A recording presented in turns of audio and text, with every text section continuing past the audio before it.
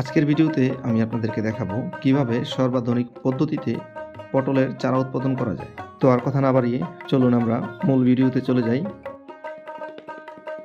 আপনারা অনেকেই হয়তো জানেন যে যারা চাষি ভাইয়েরা আছেন, যারা পটল চাষ করেন, তারা কেউই কিন্তু ওই বীজ থেকে চারা তৈরি করে না। তাদের চারা তৈরি করার একটা ফর্মুলা আছে। পটল গাছ কাঁকরোল গাছের মতোই মূলত বীজ থেকে না, এটার লত থেকে বা মূল থেকে এর চারা তৈরি করতে হয়। এই পটল গাছগুলো আমি আজ থেকে আরও এক সপ্তাহ আগে লাগিয়েছি, আর এখন হচ্ছে এর প্রাথমিক পর্যায়ে। হ্যাঁ, আমি আপনাদের দেখাচ্ছি কিভাবে আমি সেটা করেছি। যদি এইদিকে তাকান, দেখবেন যে এই যে চমৎকার কুশি বেরিয়েছে, এই যে কুশি বেরিয়েছে, প্রত্যেকটা গাছেই কুশি বেরিয়েছে। হ্যাঁ, এবং যদি আপনি দেখেন এটাতে বের হয়নি, তবে বের হবে। গাছটা এখনো সবুজ আছে, টাটকা আছে। এই যে কুশি বেরিয়েছে, এই যে কুশি বেরিয়েছে, এই যে কুশি বেরিয়েছে। হ্যাঁ, তো আমি এটা কিভাবে করেছি,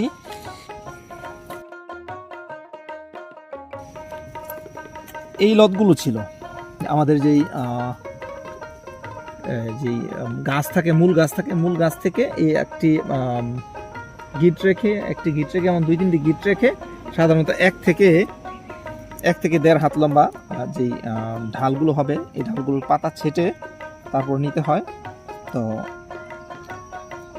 এই গিট থেকে যেহেতু গাছ বের হবে, বাকি গিট এই সবটুকু এভাবে পেঁচিয়ে তারপর আমরা এইভাবে করে এই গিটটাকে এভাবে উপরে রেখে তারপর সেটা এই মাটিতে পুঁতে দেই।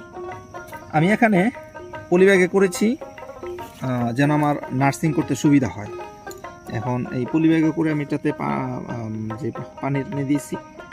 তো আপনারা চাইলে সেটা সরাসরি আপনারা যে জায়গায় লাগাতে চান ঠিক ওই জায়গায় এটাকে পুঁতে দিতে পারেন। পুঁতে দিয়ে তারপর কিছু পানির সেচ দিয়ে দেবেন।